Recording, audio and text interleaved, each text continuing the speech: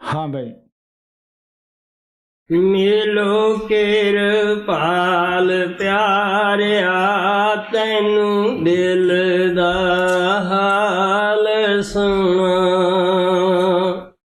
मिलो किरपाल प्यारिया तैनू दिल दा हाल सुना। दुखां विच पै गई जिंदड़ी तैथों बिना शांत न होए। बिरहों दे तीर अज दे तेरी याद आए तां दिल रोवे। दुखां विच पै गई जिंदड़ी तैथों बिना शांत न होए। बिरहों दे तीर अज दे तेरी याद आए तां दिल रोवे। तैथों बिना मेरा कोई ना जेनू दिल दा भेद बतावां। मिलो किरपाल प्यारिया तैनू दिल दा हाल सुनावां। ਉਹ ਪਰਮ ਪਿਤਾ ਕਿਰਪਾਲ ਮਹਾਨ ਸੀ, ਉਸ ਦੀ ਮਹਿਮਾ ਬਿਆਨ ਨਹੀਂ ਕਰੀ ਜਾ ਸਕਦੀ ਗੀ।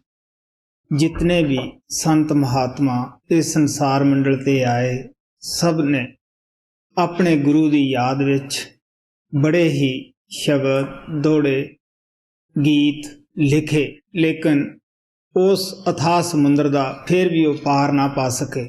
ਸਹਿਜੋ ਬਾਈ ਨੇ ਕਿਹਾ ਸੀ, ਅਗਰ ਮੈਂ 7 ਸਮੁੰਦਰਾਂ ਦੀ ਸ਼ਾਹੀ ਬਣਾ ਲਵਾਂ ਔਰ ਸਾਰੀ ਧਰਤੀ ਦਾ ਕਾਗਜ਼ ਬਣਾ ਲਵਾਂ, ਸਭ ਬਨਸਪਤੀ ਦੀ ਅਗਰ ਮੈਂ ਕਲਮਾ ਬਣਾ ਲਵਾਂ, ਫਿਰ ਵੀ ਗੁਰੂ ਦੀ ਮਹਿਮਾ ਅਗਰ ਲਿਖਣ ਬੈਠਾਂ ਮੈਂ ਲਿਖ ਨਹੀਂ ਸਕਦੀ, ਕਿਉਂਕਿ ਉਹ ਮਹਾਨ ਤਾਕਤ ਹੈ, ਉਹ ਮਹਿਮਾ ਤੋਂ ਬਾਹਰ ਹੁੰਦਾ ਹੈ। ਗੁਰੂ ਦੀ ਤਾਕਤ ਦਾ, ਗੁਰੂ ਦੇ ਪਿਆਰ ਦਾ ਜਦ ਤੱਕ ਅਸੀਂ ਬਾਹਰ ਬੈਠੇ ਹਾਂ ਸਾਨੂੰ ਨਹੀਂ ਪਤਾ ਲੱਗਦਾ ਗਾ ਕਿ ਉਹ ਕਿਤਨੀ ਦਇਆ, ਕਿਤਨੀ ਪਿਆਰ ਜਾਂ ਹਮਦਰਦੀ ਆਤਮਾ ਵਾਸਤੇ ਲਿਆਉਂਦਾ ਹੈ। ਜੋ ਆਤਮਾ ਅੰਦਰ ਜਾਂਦੀਆਂ ਹੈ ਉਹਦੇ ਧਾਮ ਤੇ ਪਹੁੰਚ ਜਾਂਦੀਆਂ ਹੈ, ਉਹਨਾਂ ਨੂੰ ਪਤਾ ਹੁੰਦਾ ਹੈ ਕਿ ਗੁਰੂ ਕਿਸ ਚੀਜ਼ ਦਾ ਮਾਲਕ ਹੈ, ਕਿਤਨੀ ਉਹ ਦਇਆ ਲੈ ਕੇ ਆਉਂਦਾ ਹੈ। ਪਹੁੰਚੀਆਂ ਹੋਈਆਂ ਆਤਮਾ ਨੇ ਆਪਣੇ ਗੁਰੂ ਦੀ ਬਿਰਹੋਂ ਦੇ ਅੰਦਰ 8 ਬਾਰਿਆਂ ਦੇ ਅੰਦਰ ਜਾਂ 12 ਮਾਸਿਆਂ ਦੇ ਅੰਦਰ ਆਪਣੇ ਗੁਰੂ ਨੂੰ ਬੜੇ ਪਿਆਰ ਦੇ ਨਾਲ ਯਾਦ ਕੀਤਾ ਹੈ। ਆਪ ਦੇ ਅੱਗੇ ਸਵਾਮੀ ਜੀ ਮਹਾਰਾਜ ਦਾ ਸ਼ਬਦ ਰੱਖਿਆ ਜਾਂਦਾ ਹੈ। ਪੰਜਾਬ ਅੰਦਰ ਹਾੜ ਬਿਕਰਮੀ ਜੋ ਹੈ ਹਿੰਦੁਸਤਾਨ ਦੇ ਵਿੱਚ, ਉਹ ਚੇਤ ਤੋਂ ਸ਼ੁਰੂ ਹੁੰਦਾ ਹੈ। ਯੂਪੀ ਦੇ ਅੰਦਰ ਹਾੜ ਤੋਂ ਸ਼ੁਰੂ ਹੁੰਦਾ ਹੈ। ਤੋਂ ਇਹ ਕੱਤਕ ਦਾ ਮਹੀਨਾ ਉਹਨਾਂ ਦਾ ਤੁਹਾਡੇ ਅੱਗੇ ਰੱਖਿਆ ਜਾਂਦਾ ਹੈ ਕਿ ਕਿਸ ਤਰ੍ਹਾਂ ਉਹ ਅੰਦਰ ਦਾ ਹਾਲ ਬਿਆਨ ਕਰਦੇ ਹੈ। ਇਸ ਸ਼ਬਦ ਦੇ ਅੰਦਰ ਸਵਾਮੀ ਜੀ ਕੋਸ਼ਿਸ਼ ਕਰਦੇ ਹੈ ਸਾਨੂੰ ਸਮਝਾਉਣ ਦੀ, ਵਦਾਂਤ, ਜੋਗ ਮਤ ਔਰ ਸੰਤ ਮਤ ਦਾ ਮੁਕਾਬਲਾ ਕਰਕੇ ਔਰ ਅੰਦਰਲੇ ਕਮਲਾਂ ਦਾ, ਅੰਦਰਲੇ ਮੰਡਲਾਂ ਦਾ ਬੜਾ ਖੋਲ ਕੇ ਵਿਸਤਾਰ ਨਾਲ ਸਾਨੂੰ ਦੱਸਣ ਦੀ ਕਿਰਪਾ ਕਰਨਗੇ। ਹਾਂ। कार्तिक मास 5वां वर्णन कमलों का अंदर काया के और बढ़ाई संत मते की। कार्तिक मास 5वां चला, सुरत शब्द गुर चेला मिला। कार्तिक मास 5वां चला, सुरत शब्द गुर चेला मिला। ਆਪ ਪਿਆਰ ਨਾਲ ਦੱਸਦੇ ਹੈ ਕਿ ਜਦ ਪਰਮਾਤਮਾ ਕਿਸੇ ਨੂੰ ਤਾਰਨਾ ਚਾਹੁੰਦਾ ਹੈ ਉਹ ਇਨਸਾਨ ਬਣ ਕੇ ਉਸ ਦੇ ਕੋਲੇ ਆਉਂਦਾ ਹੈ। ਸਿਰਫ ਇਨਸਾਨਾਂ ਦਾ ਚੋਲਾ ਇਸ ਵਾਸਤੇ ਧਾਰਦਾ ਹੈ ਕਿ ਗਾਈਆਂ ਮੱਝਾਂ ਸਾਨੂੰ ਉਪਦੇਸ਼ ਨਹੀਂ ਕਰ ਸਕਦੀਆਂ, ਪਸ਼ੂ ਪੰਛੀਆਂ ਦੀ ਅਸੀਂ ਬੋਲੀ ਨਹੀਂ ਸਮਝ ਸਕਦੇ। ਅਗਰ ਉਹ ਦੇਵਤਾ ਜਾਂ ਫਰਿਸ਼ਤਾ ਬਣ ਕੇ ਆਉਂਦਾ ਅਸੀਂ ਉਸ ਨੂੰ ਦੇਖ ਨਾ ਸਕਦੇ। ਉਹ ਪਰਮਾਤਮਾ ਜੀਵਾਂ ਦੀ ਖਾਤਰ ਟੱਟੀ ਪਿਸ਼ਾਬ ਵਾਲਾ, ਬਿਮਾਰੀਆਂ ਵਾਲਾ ਖੋਲ ਧਾਰ ਕੇ ਆਉਂਦਾ ਹੈ। ਨਾ ਤਾਂ ਗੁਰੂ ਦੀ ਦੇਹ ਹੈ, ਉਹ ਤਾਂ 20-50 ਸਾਲ 60 ਸਾਲ 100 ਸਾਲ ਵਾਸਤੇ ਦੇਹ ਦੇ ਵਿੱਚ ਰਹਿੰਦਾ ਹੈ। ਨਾ ਸੇਵਕ ਦੀ ਦੇਹ ਹੈ। ਗੁਰੂ ਦਾ ਸਰੂਪ ਸ਼ਬਦ ਹੈ ਔਰ ਸੇਵਕ ਦਾ ਸਰੂਪ ਸੁਰਤ ਹੈ। ਜਿਨ੍ਹਾਂ ਜੀਵਾਂ ਤੇ ਪਰਮਾਤਮਾ ਦਇਆ ਕਰਦਾ, ਮਿਹਰ ਕਰਦਾ ਹੈ, ਉਹਨਾਂ ਨੂੰ ਸੰਤਾਂ ਦੀ ਸੰਗਤ ਔਰ ਸੋਭਤ ਦੇ ਵਿੱਚ ਲਿਜਾਂਦਾ ਹੈ। ਸੰਤ ਮਹਾਤਮਾ ਸਾਨੂੰ ਅੰਦਰ ਸ਼ਬਦ ਨਾਮ ਦੇ ਨਾਲ ਜੁੜਨ ਦੀ ਯੁਕਤੀ ਦੱਸਦੇ ਹੈ। ਉਹਨਾਂ ਦੀ ਰਹਿਨਮਾਈ ਦੇ ਅੰਦਰ ਅਸੀਂ ਨਾਮ ਦੀ ਕਮਾਈ ਕਰਦੇ ਹਾਂ, ਨਾਮ ਦੀ ਵਿੱਚ ਜੁੜ ਜਾਂਦੇ ਹਾਂ, ਤਾਂ ਸੰਤ ਮਹਾਤਮਾ ਸਾਨੂੰ ਨਾਮ ਦੇ ਵਿੱਚ ਹੀ ਲੈ ਕੇ ਸਮਾ ਜਾਂਦੇ ਹੈ। ਜਿੰਨਾ ਚਿਰ ਸੰਤ ਦੇਹ ਦੇ ਵਿੱਚ ਬੈਠੇ ਹੈ, ਉਹ ਨਹੀਂ ਕਹਿੰਦੇ ਕਿ ਅਸੀਂ ਗੁਰੂ ਹਾਂ ਜਾਂ ਤੁਹਾਡੇ ਪੀਰ ਹਾਂ। ਉਹ ਸਾਨੂੰ ਕਹਿੰਦੇ ਆ ਤੁਹਾਡਾ ਗੁਰੂ ਸ਼ਬਦ ਹੈ, ਨਾਮ ਹੈ। ਨਾ ਸ਼ਿਸ਼ ਦੀ ਦੇਹ ਨੂੰ ਉਹ ਆਪਣਾ ਚੇਲਾ ਬਣਾਉਂਦੇ ਆ, ਸ਼ਿਸ਼ ਬਣਾਉਂਦੇ ਹੈ। ਸਚਾਈ ਤਾਂ ਇਹ ਹੈ ਕਿ ਸ਼ਿਸ਼ ਨੂੰ ਵੀ ਨਹੀਂ ਪਤਾ ਹੁੰਦਾ ਕਿ ਉਹ ਤਾਂ ਸੁਰਤ ਨੂੰ ਆਪਣੀ ਚੇਲਾ ਬਣਾਉਂਦੇ ਹੈ। ਜਦ ਗੁਰੂ ਨਾਨਕ ਨੂੰ ਸਿੱਧਾ ਨੇ ਪੁੱਛਿਆ ਤੁਹਾਡਾ ਗਾਉਣ ਗੁਰੂ ਹੈ, ਕਿਸ ਦੇ ਤੁਸੀਂ ਚੇਲੇ ਹੋ, ਤਾਂ ਗੁਰੂ ਨਾਨਕ ਸਾਹਿਬ ਕਹਿਣ ਲੱਗੇ ਸਿੱਧੋ ਸ਼ਬਦ ਗੁਰੂ, ਸੁਰਤ ਧੁਨ ਚੇਲਾ। ਸ਼ਬਦ ਸਾਡਾ ਗੁਰੂ ਹੈ, ਆਤਮਾ ਸਾਡੀ ਉਸ ਦੀ ਸ਼ਿਸ਼ ਹੈ। ਕਾਤਕ ਮਾਸ 5 ਚਲਾ, ਸੁਰਤ ਸ਼ਬਦ ਗੁਰ ਚੇਲਾ ਮਿਲਾ। ਤਕ ਕਾਇਆ ਕਵਲਨ ਬਿਦ ਭਾਗੀ, ਕਮਲ ਦੁਆਦਸ ਕਾਇਆ ਰਾਖੀ। ਹੁਣ ਜੋ ਸੰਤ ਸਤਿਗੁਰੂ ਹੁੰਦੇ ਹੈ, ਉਹ ਆਪਣੇ ਸ਼ਿਸ਼ ਤੋਂ ਕੁਛ ਵੀ ਛੁਪਾ ਕੇ ਨਹੀਂ ਰੱਖਦੇਗੇ। ਪਿਆਰਾ ਪਿਤਾ ਜਿਹੜਾ ਹੁੰਦਾ ਹੈ, ਆਪਣੇ ਪਿਆਰੇ ਬੇਟੇ ਅੱਗੇ ਸਭ ਕੁਛ ਹੀ ਜ਼ਾਹਰ ਕਰ ਦਿੰਦਾ ਹੈ ਕਿ ਇਤਨਾ ਧਨ ਪਦਾਰਥ ਹੈ, ਇਹਨੂੰ ਇਸ ਤਰ੍ਹਾਂ ਤੈਂ ਕਮਾਉਣਾ ਹੈ, ਇਸ ਤਰ੍ਹਾਂ ਇਹਦੇ ਵਿੱਚ ਵਾਧਾ ਕਰਨਾ ਹੈ। ਹੁਣ ਉਹਨੂੰ ਕਹਿੰਦੇ ਆ ਦੇਖ ਬੇਟਾ, ਇਹ ਤੇਰੀ ਦੇਹ ਦੇ 6 ਚੱਕਰ ਹੈ, 9 ਦੁਆਰੇ ਹੈ, 12 ਇਸ ਦੇ ਕਮਲ ਹੈ, 12ਵਾਂ ਕਮਲ ਸੱਚਖੰਡ ਦੇ ਵਿੱਚ ਹੈ। ਤਕ ਕਾਇਆ ਕਵਲਨ ਬਿਦ ਭਾਖੀ, ਕਮਲ ਦੁਆਦਸ ਕਾਇਆ ਰਾਖੀ। ਪ੍ਰਥਮ ਕਮਲ ਗਣੇਸ਼ ਬਿਲਾਸਾ, ਕਮਲ ਦੂਸਰੇ ਬ੍ਰਹਮ ਬਾਸਾ।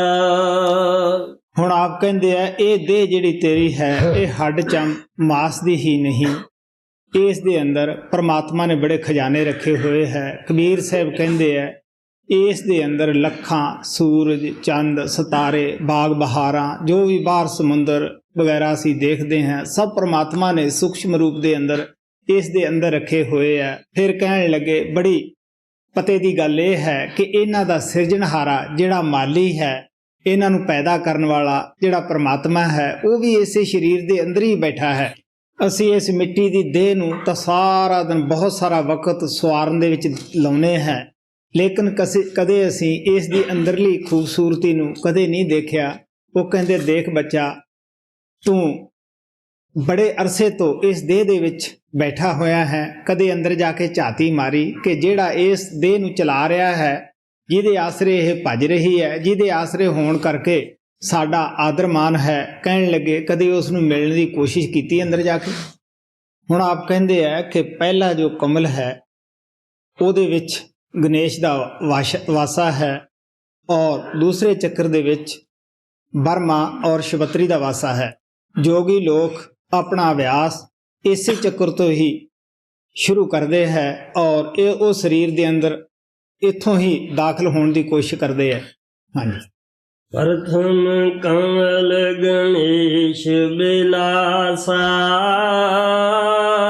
ਕਮਲ ਦੂਸਰੇ ਬ੍ਰਹਮ ਬਾਸਾ, ਕਮਲ ਤੀਸਰੇ ਵਿਸ਼ਨ ਪ੍ਰਕਾਸ਼ਾ, ਚਤੁਰਥ कमल शिव शक्ति निवासा। ਹੁਣ ਆਪ ਕਹਿੰਦੇ ਆ ਤੀਸਰੇ ਕਮਲ ਦੇ ਅੰਦਰ ਵਿਸ਼ਨੂੰ ਦਾ ਵਾਸਾ ਹੈ। ਸਾਰੇ ਕਹਿੰਦੇ ਹੈ ਕਿ ਵਿਸ਼ਨੂੰ ਦੁਨੀਆ ਨੂੰ ਪਾਲਦਾ ਹੈ। ਇਹ ਸੱਚ ਹੈ ਕਿ ਮਿਹਦੇ ਦੇ ਅੰਦਰੋਂ ਬਹੁਤ ਸਾਰੀਆਂ ਰਗਾਂ ਸਾਰੇ ਸਰੀਰ ਨੂੰ ਨਾੜੀਆਂ ਜਾਂਦੀਆਂ ਹਨ ਜੋ ਸਾਰੇ ਸਰੀਰ ਦੀ ਪਰਵਰਿਸ਼ ਕਰਦੀਆਂ ਹਨ। ਇਸ ਵਾਸਤੇ ਆਪ ਕਹਿਣ ਲੱਗੇ ਉੱਥੋਂ ਦਾ ਜਿਹੜਾ ਚਾਨਣਾ ਹੈ ਉਹ ਸਫੈਦ ਹੈ ਔਰ ਚੌਥੇ ਕਮਲ ਦੇ ਅੰਦਰ ਸ਼ਿਵ ਔਰ ਪਾਰਵਤੀ ਦਾ ਵਾਸਾ ਹੈ। ਇਹ ਸਾਡੇ ਸਵਾਸਾਂ ਦੇ ਭੰਡਾਰ ਦੇ ਮਾਲਕ ਹੈ। कमल तीसरे दिशन प्रकाशा चतुर्थ कमल शिव शक्ति निवासा।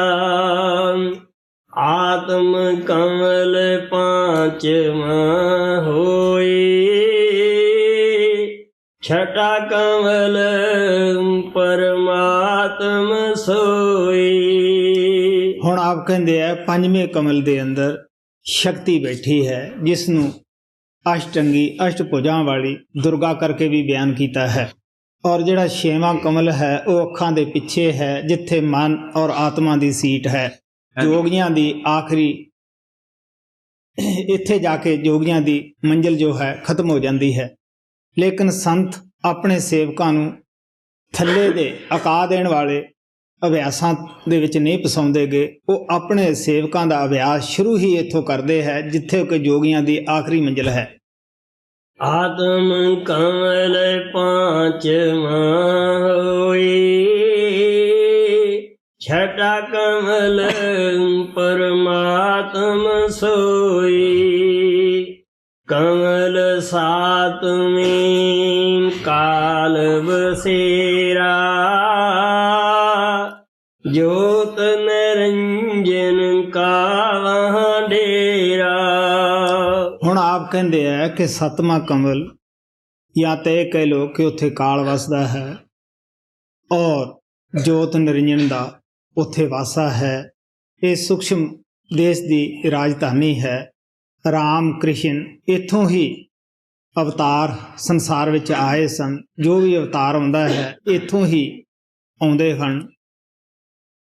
कमल सातवें काल बसेरा जोत निरंजन का वहाँ डेरा। कमल आठवां त्रिकुटी माही सूरज ब्रह्म बसे तिह ठाई। ਹੁਣ ਆਪ ਕਹਿੰਦੇ ਆ ਅੱਠਵਾਂ ਕਮਲ ਤਿਰਕੁਟੀ ਦੇ ਵਿੱਚ ਹੈ। ਅਗਰ ਅਸੀਂ ਇੱਥੋਂ ਦੇ ਹਜ਼ਾਰਾਂ ਸੂਰਜ ਇਕੱਠਾ ਕਰੀਏ ਤਾਂ ਤਿਰਕੁਟੀ ਦੇ ਇੱਕ ਸੂਰਜ ਦਾ ਮੁਕਾਬਲਾ ਵੀ ਨਹੀਂ ਕਰਦਾਗਾ। ਤਿਰਕੁਟੀ ਦੇ ਅੰਦਰ ਸਾਡੀ ਆਤਮਾ ਨੂੰ ਬਹੁਤ ਅਰਸਾ ਰਹਿ ਕੇ ਅਭਿਆਸ ਕਰਨਾ ਪੈਂਦਾ ਹੈ ਕਿਉਂਕਿ ਜਨਮਾਂ ਜਨਮਾਤਰਾਂ ਦੇ ਸਾਡੇ ਜਿਹੜੇ ਕਰਮ ਸਟੋਰ ਹੋਏ ਹੈ ਇੱਥੇ ਖਤਮ ਕਰਨੇ ਪੈਂਦੇ ਹਨ। ਗੁਰੂ ਦਿਆਲੂ ਪੁਰਸ਼ ਹੁੰਦਾ ਹੈ। ਉਹ ਸਾਡੇ ਕਿਰੇਮਾਨ ਔਰ ਸੰਚਿਤ ਕਰਮਾਂ ਨੂੰ ਖਤਮ ਕਰ ਦਿੰਦਾ ਹੈ ਆਪਣੀ ਦਇਆ ਦੇ ਨਾਲ। ਉਹ ਪ੍ਰਾਲਬਤ ਨੂੰ ਨਹੀਂ ਛੇੜਦਾਗਾ। ਉਹ ਦੇਹ ਦੇ ਵਿੱਚ ਹੀ ਭੁਗਤਾ ਲੈਂਦਾ ਹੈ। ਕੁਛ ਉਹ ਆਪਣੀ ਦਇਆ ਦੇ ਨਾਲ ਆਪਣੇ ਉੱਪਰ ਵੀ ਲੈ ਲੈਂਦਾ ਹੈ। ਕਮਲ ਆਠਵਾਂ ਤ੍ਰਿਕੁਟੀ ਮਾਹੀ ਸੂਰਜ ਬ੍ਰਹਮ ਬਸੇ ਤਿਹ ਠਾਈ। ਨਵਾਂ ਕਮਲ ਹੈ ਦਸਵੇਂ ਦੁਆਰੇ ਪਾਰ ਬ੍ਰਹਮ ਜਹਾਂ ਬਸੇ ਨਿਰਾਰੇ। ਹੁਣ ਆਪ ਕਹਿੰਦੇ ਨਾਵਾਂ ਕਮਲ ਜੋ ਹੈ ਉਹ 10ਵੇਂ ਦੁਆਰ ਦੇ ਵਿੱਚ ਹੈ। ਔਰ ਜਿਸ ਤਰ੍ਹਾਂ ਆਤਮਾ ਅਕਰਤਾ ਅਭੋਗਤਾ ਹੈ, ਕਰਮ ਜਿਹੜੇ ਹੈ ਉਹ ਮਨ ਕਰਦਾ ਹੈ, ਇਸੇ ਤਰ੍ਹਾਂ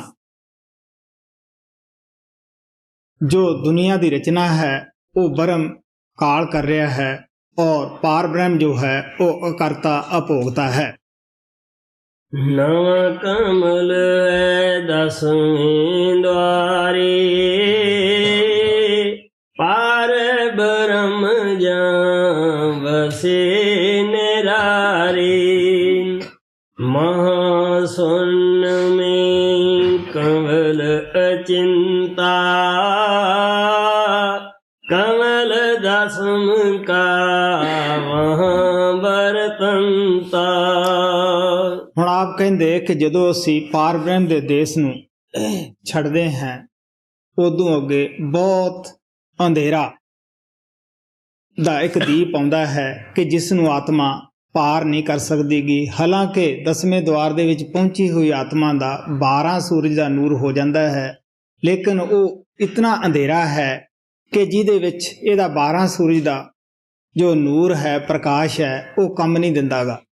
ਲੇਕਿਨ ਇੱਥੇ 10ਵੇਂ ਕਮਲ ਦੇ ਵਿੱਚ ਜ਼ੁਲਮਾਤ ਦੇ ਅੰਧੇਰੇ ਦੇ ਅੰਦਰ ਥੱਲੇ ਦੀ ਰਚਨਾ ਬੜੀ ਸਾਫ਼ ਨਜ਼ਰ ਦੇ ਵਿੱਚ ਆਉਂਦੀ ਹੈ। ਜਿਵੇਂ ਇੱਥੇ ਮੈਂ ਤੁਹਾਨੂੰ ਦੇਖ ਰਿਹਾ ਹਾਂ, ਥੱਲੇ ਦੀ ਰਚਨਾ ਉੱਥੇ ਪਹੁੰਚੀ ਹੋਈ ਆਤਮਾ ਨੂੰ ਇਸ ਤਰ੍ਹਾਂ ਸਾਫ਼ ਨਜ਼ਰ ਆਉਂਦੀ ਹੈ ਜਿਸ ਤਰ੍ਹਾਂ ਸ਼ੀਸ਼ੇ ਦੇ ਵਿੱਚ ਤੁਸੀਂ ਆਪਣਾ ਚਿਹਰਾ ਦੇਖ ਰਹੇ ਹੁੰਦੇ ਆ।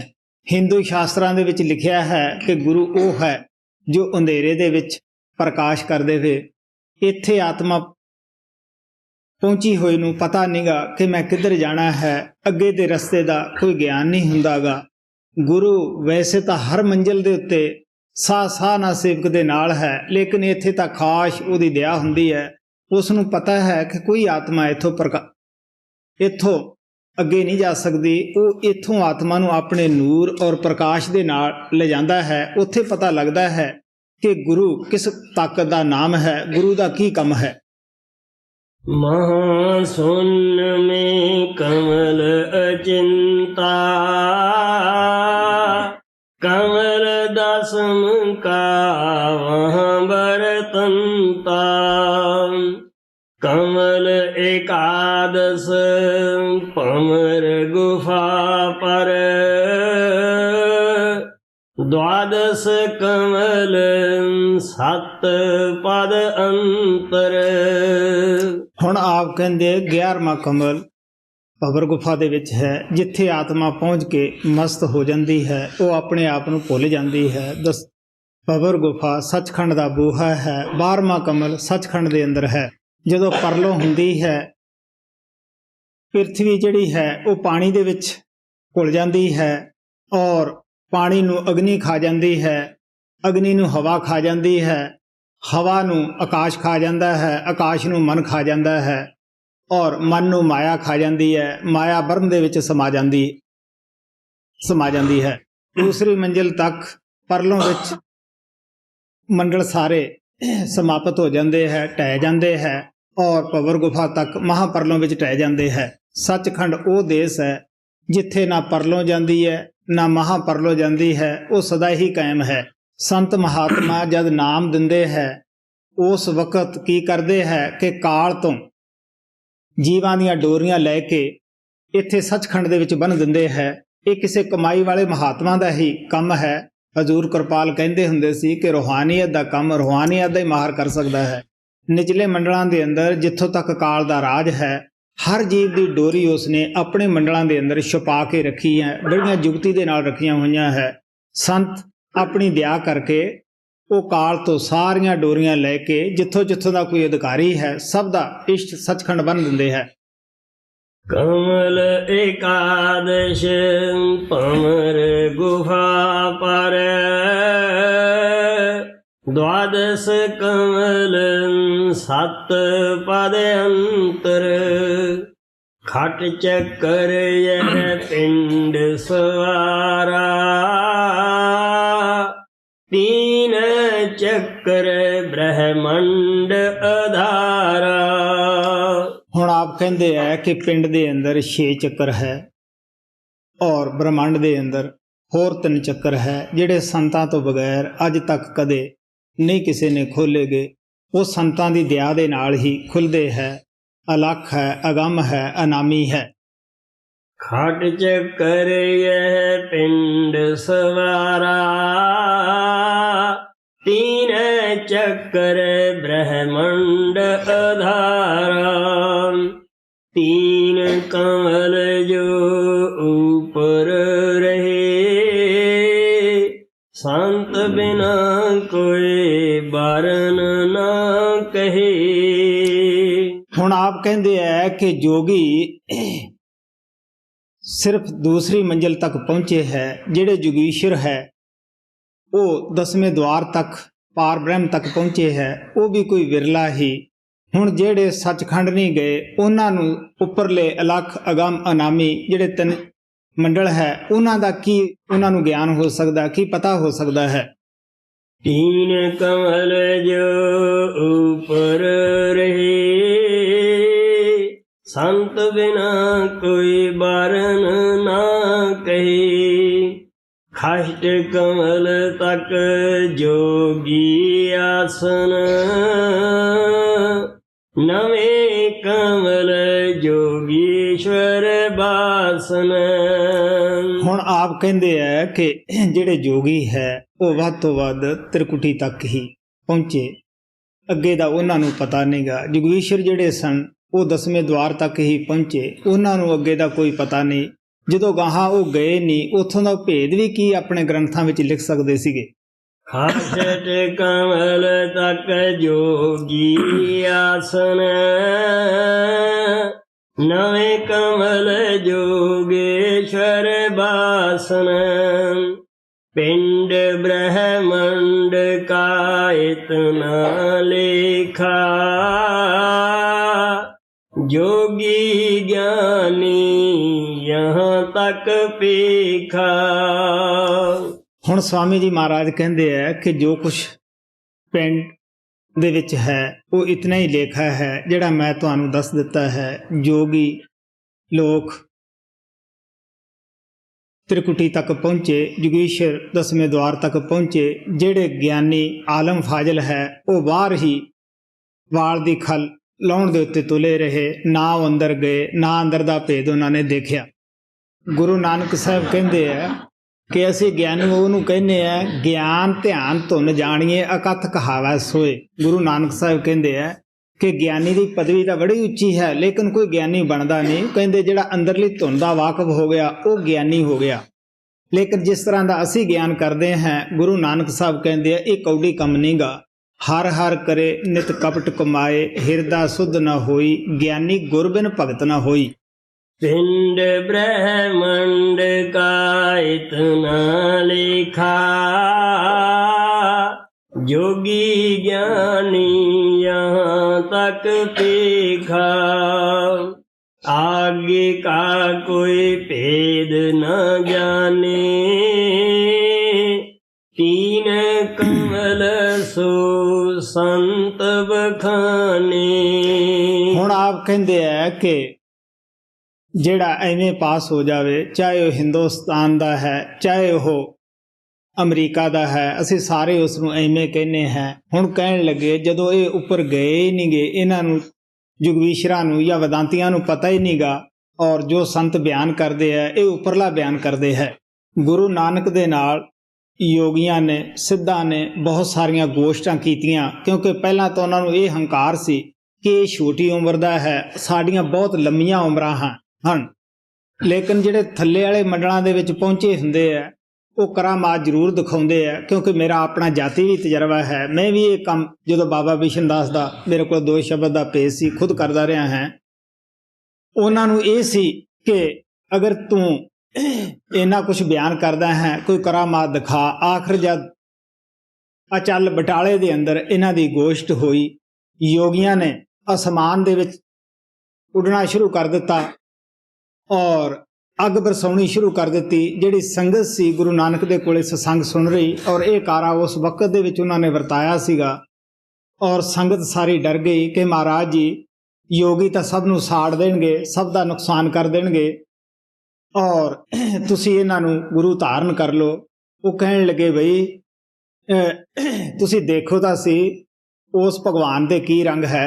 ਹਾਲਾਂਕਿ ਸੰਤ ਰਿੱਧੀ ਸਿੱਧੀ ਨਹੀਂ ਦਿਖਾਉਂਦੇਗੇ, ਲੇਕਿਨ ਸੰਤਾਂ ਨੂੰ ਖੁਸ਼ ਕਰਨ ਦੀ ਮਾਰੀ ਇਹ ਜ਼ਰੂਰ ਆਪਣੇ ਆਪ ਹੀ ਕਈ ਐਸੇ ਕੌਤਕ ਹੋ ਜਾਂਦੇ ਹੈ। ਸੰਤਾਂ ਦੇ ਦਰਬਾਰ ਵਿੱਚ ਤੁਹਾਨੂੰ ਆਮ ਸਤਸੰਗੀ ਮਿਲ ਜਾਣਗੇ ਜਿਹੜੇ ਇਹ ਕਹਿਣਗੇ ਜੀ ਸਾਡਾ ਫਲਾਣੇ ਟਾਈਮ ਇਹ ਕੰਮ ਦੇ ਵਿੱਚ ਮਦਦ ਹੋਈ, ਇਹ ਕੰਮ ਦੀ ਮਦਦ ਹੋਈ।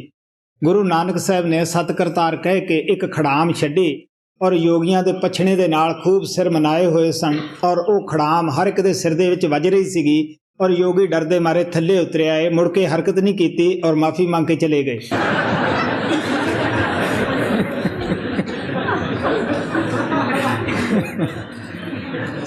हाँ आगे का कोई भेद न जाने, तीन कमल सो संत बखाने। कोई 6 तक कोई 9 तक पाखे, सर्वमते इन पीतर थाके। ਹੁਣ ਸਵਾਮੀ ਜੀ ਮਹਾਰਾਜ ਕਹਿੰਦੇ ਹੈ ਕਿ ਕੋਈ ਤਾਂ ਤਿਰਕੁਟੀ ਤੱਕ ਬਿਆਨ ਕਰਦੇ, ਅੱਜ ਕੱਲ੍ਹ ਦੇ ਮਤ ਵੱਧ ਤੋਂ ਵੱਧ 10ਵੇਂ ਦੁਆਰ ਤੱਕ ਬਿਆਨ ਕਰਦੇ ਹਨ। ਇਦੋਂ ਉੱਪਰ ਜਦੋਂ ਗਏ ਨਹੀਂ ਕੀ ਬਿਆਨ ਕਰਨ, ਕਹਿਣ ਲੱਗੇ ਜਿਤਨੀ ਮਜ਼ਹਬਾਂ ਦੀ ਥਿਊਰੀ ਹੈ ਇਹ ਇੱਥੋਂ ਤੱਕ ਹੀ ਉਦਾਰਤ ਹੈ, ਇਦੋਂ ਅੱਗੇ ਉਹ ਗਏ ਨਹੀਂ ਔਰ ਉਹਨਾਂ ਵਿਚਾਰਿਆਂ ਨੂੰ ਪਤਾ ਨਹੀਂਗਾ। कोई 6 तक कोई 9 तक भाखे, सर्वमते इन पीतर थाके। बड़ा संत मत सब से आगे, संत कृपा से कोई कोई जागे। आप कहने लगे कि साढ़े राजस्थान की कहावत है कि हाथी के पाँव में सबके पाँव। कहने लगे कि संत मत सबसे बड़ा है, सब तो अगे है, लेकिन संत महात्मा ਜਿਹਦੇ ਤੇ ਕਿਰਪਾ ਕਰਨ ਇਹ ਉਸੇ ਨੂੰ ਹੀ ਸਮਝਾ ਸਕਦੀ ਹੈ। ਅੰਦਰ ਜਾਣ ਵਾਸਤੇ ਪੜ੍ਹੇ ਜਾਂ ਅਨਪੜ੍ਹ ਦਾ ਕੋਈ ਫਰਕ ਨਹੀਂ ਪੈਂਦਾਗਾ, ਕੋਈ ਉਮਰ ਦਾ ਫਰਕ ਨਹੀਂ ਪੈਂਦਾਗਾ। ਸਿਰਫ ਸਾਡਾ ਪਿਆਰ, ਬਿਰੇ, ਤੜਫ, ਮਿਹਨਤ, ਇਹ ਆਸ਼ਕੀ ਦਾ ਸਵਾਲ ਹੈ। ਬੇਸ਼ੱਕ ਸੰਤਾਂ ਨੂੰ ਬਾਹਰੀ ਦੁਨਿਆਵੀ ਇਲਮ ਦਾ ਘੱਟ ਹੀ ਉਹਨਾਂ ਨੇ ਪ੍ਰਾਪਤ ਕੀਤਾ ਹੋਵੇ, ਲੇਕਿਨ ਅੰਦਰੋਂ ਉਹ ਪੂਰੇ ਸੁਚੇਤ ਹੁੰਦੇ ਹੈ। ਸਾਰੀਆਂ ਵਿਦਿਆ ਦਾ ਕੇਂਦਰ ਉਹਨਾਂ ਦੇ ਅੰਦਰ ਜਾਗਿਆ ਹੁੰਦਾ ਹੈ। ਮੈਂ ਦੱਸਦਾ ਹੁੰਦਾ ਹੈ ਕਿ ਕਿਸੇ ਵੀ ਜਵਾਨ ਵਿੱਚ ਸੰਤਾਂ ਨੂੰ ਗੱਲ ਕਰ ਲੈਣੀ ਕੋਈ ਖਾਸ ਮੁਸ਼ਕਿਲ ਨਹੀਂ ਹੁੰਦੀਗੀ, ਕਿਉਂਕਿ ਉਹ ਸਰਵ ਸ਼ਕਤੀਮਾਨ ਹੁੰਦੇ ਹੈ, ਲੇਕਿਨ ਐਸੀ ਉਹ ਕਰਾਮਾਤ ਬਿਲਕੁਲ ਨਹੀਂ ਦਿਖਾਉਂਦੇ ਗੇ। ਜਿੱਥੇ ਸ਼ਬਦ ਔਰ ਆਤਮਾ ਦੀ ਬਾਤ ਹੁੰਦੀ ਹੈ ਉੱਥੇ ਬੜੀ ਆਸਾਨੀ ਨਾਲ ਹੀ ਬਾਤ ਹੋ ਜਾਂਦੀ ਹੈ। ਔਰ ਮੈਂ ਸ਼ੁਰੂ ਦੇ ਵਿੱਚ ਵੀ ਕਿਹਾ ਸੀਗਾ ਕਿ ਜਵਾਨ ਦਾ ਕੋਈ ਘਬਰਾਉਣ ਦੀ ਲੋੜ ਨਹੀਂ ਗੀ। ਜਿੱਥੇ ਤੁਹਾਡੀ ਆਤਮਾ ਦੀ ਔਰ ਸ਼ਬਦ ਦੀ ਬਾਤ ਹੋਣੀ ਹੈ ਉੱਥੇ ਕਿਸੇ ਟਰਾਂਸਲੇਟਰ ਪੱਪੂ ਦੀ ਲੋੜ ਨਹੀਂ ਪਏਗੀ। ਔਰ ਇਹ ਸੱਚਾਈ ਤੁਹਾਡੇ ਸਭ ਦੇ ਸਾਹਮਣੇ ਹੈ ਔਰ ਪੱਪੂ ਦੇ ਵੀ ਸਾਹਮਣੇ ਇਹ ਸੱਚਾਈ ਹੈ, ਕਿਉਂਕਿ ਟਰਾਂਸਲੇਟਰ ਹੈ। ਪਹਿਲੇ ਇਹਦੇ ਕੋਲੇ ਗੱਲ ਆਉਂਦੀ ਹੈ, ਬਾਅਦ ਵਿੱਚ ਦੁਨਿਆਵੀ ਗੱਲ ਮੇਰੇ ਕੋਲੇ ਆਉਂਦੀ ਹੈ। ਸੈਂਕੜੇ ਆਦਮੀ ਇਹਦੇ ਕੋਲੇ ਆ ਕੇ ਕਹਿੰਦੇ ਹੈ ਕਿ ਬਾਬਾ ਜੀ ਨੇ ਫਲਾਣੇ ਟਾਈਮ ਸਾਡੇ ਨਾਲ ਬਾਤ ਕਰੀ, ਫਲਾਣੇ ਟਾਈਮ ਸਾਨੂੰ ਇਹ ਗੱਲ ਕਹੀ। ਹੁਣ ਤੁਸੀਂ ਸੋਚ ਕੇ ਦੇਖ ਲਓ, ਉੱਥੇ ਤਾਂ ਉਹ ਇਹ ਨਹੀਂ ਕਹਿੰਦੇ ਕਿ ਉੱਥੇ ਪੱਪੂ ਨੇ ਟਰਾਂਸਲੇਟਰ ਦਾ ਕੰਮ ਕੀਤਾ, ਲੇਕਿਨ ਉਹ ਕਹਿੰਦੇ ਸਾਡੇ ਨਾਲ ਇਸ ਤਰ੍ਹਾਂ ਬਾਤ ਹੋਈ, ਇਸ ਤਰ੍ਹਾਂ ਤੁਸੀਂ ਸਾਨੂੰ ਦੱਸਿਆ।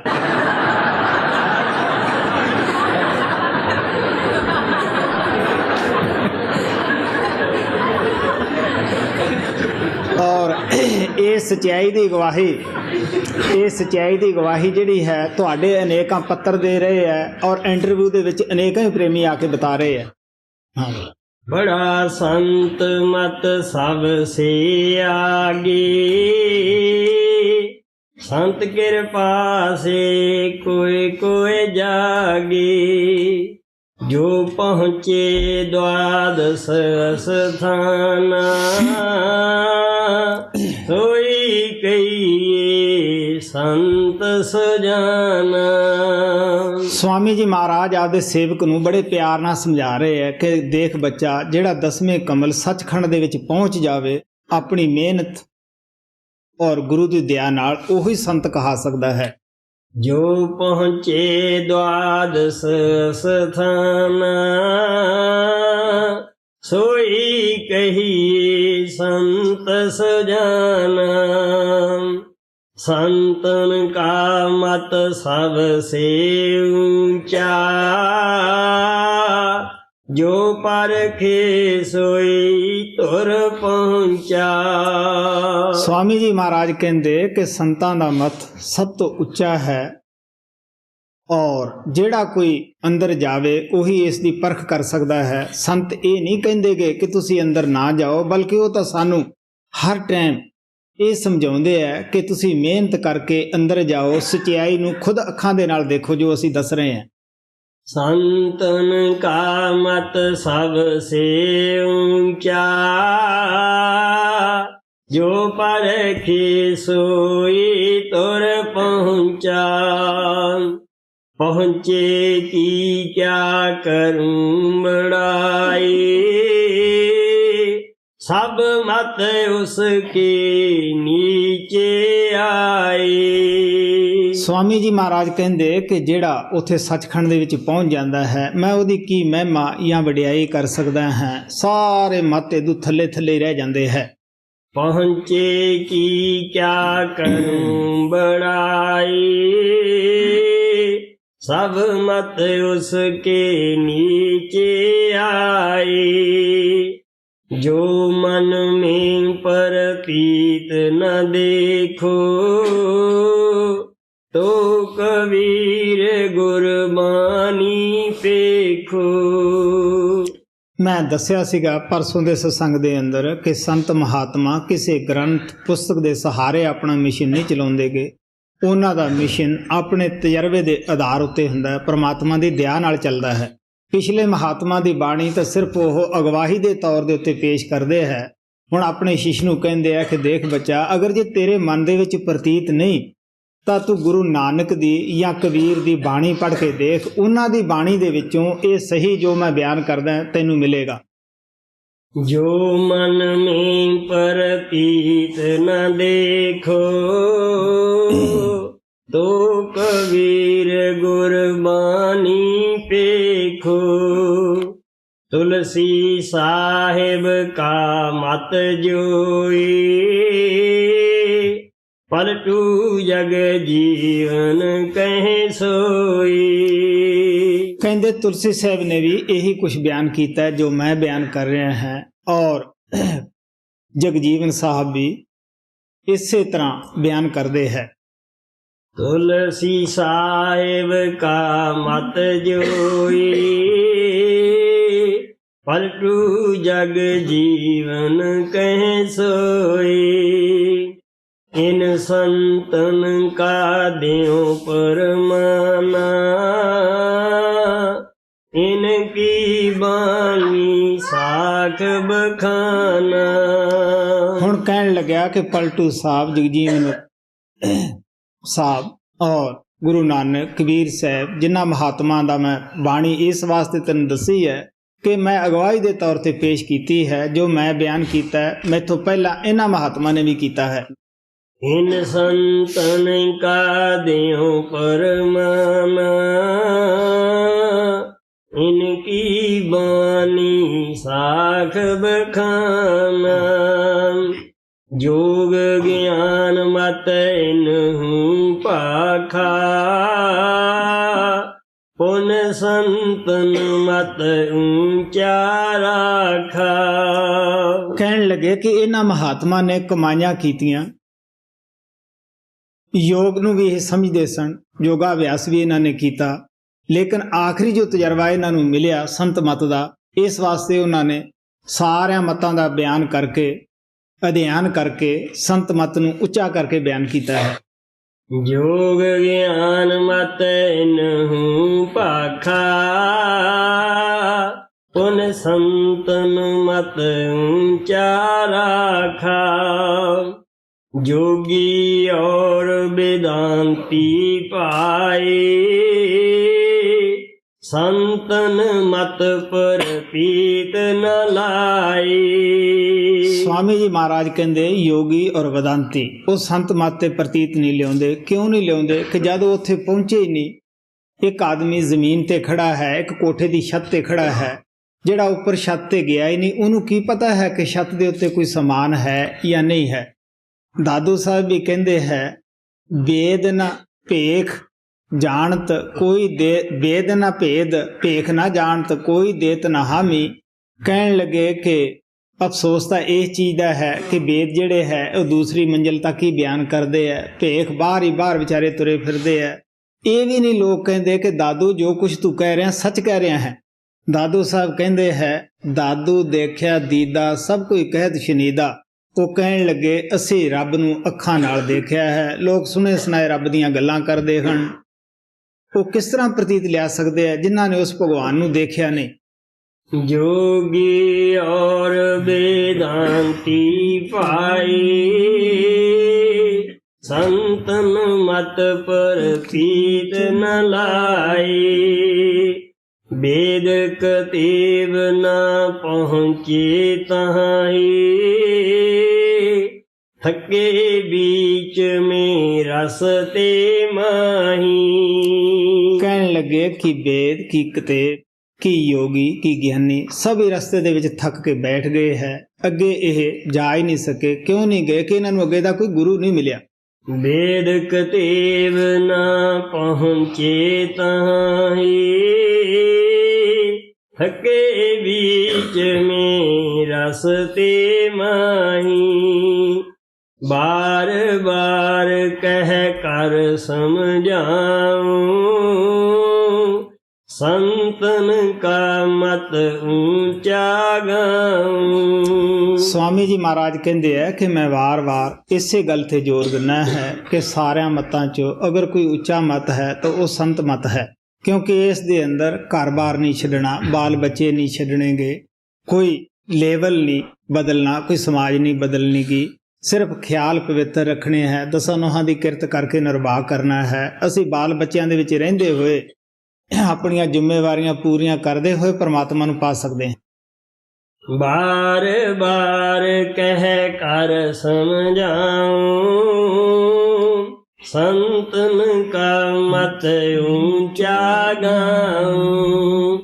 जो प्रतीत न लावे या की, जानो काल ग्रसी बुधिवा की। ਹੁਣ ਸਵਾਮੀ ਜੀ ਮਹਾਰਾਜ ਕਹਿੰਦੇ ਆ ਕਿ ਜਿਹੜਾ ਇਹਨਾਂ ਸਚਾਈ ਦੇ ਉੱਤੇ ਪ੍ਰਤੀਤ ਨਹੀਂ ਲਿਆਉਂਦਾ, ਤੁਸੀਂ ਸਮਝੋ ਕਿ ਉਹਦੀ ਕਾਲ ਨੇ ਮੱਤ ਮਾਰੀ ਹੋਈ ਹੈ, ਕਾਲ ਨੇ ਉਸ ਦੀ ਬੁੱਧੀ ਨੂੰ ਦਬਾਇਆ ਹੋਇਆ ਹੈ।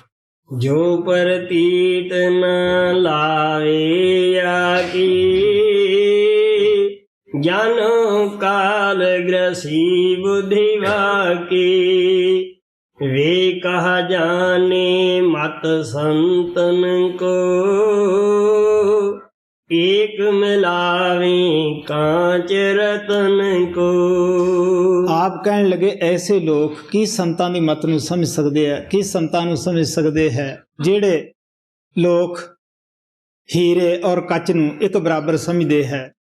ਅਗਰ ਜੌਹਰੀ ਨੂੰ ਲਾਲ ਮਿਲ ਜਾਂਦਾ ਹੈ ਉਹ ਕਦਰ ਕਰਦਾ ਹੈ, ਸਿਰ ਤੇ ਰੱਖਦਾ ਹੈ। ਅਗਰ ਕੁਮਹਾਰ ਨੂੰ ਲਾਲ ਮਿਲ ਜਾਂਦਾ ਹੈ ਉਹ ਗਧੇ ਦੇ ਗਲ ਵਿੱਚ ਪਾ ਦਿੰਦਾ ਹੈ, ਉਸ ਨੂੰ ਉਹਦੀ ਕਦਰ ਨਹੀਂ ਹੁੰਦੀ।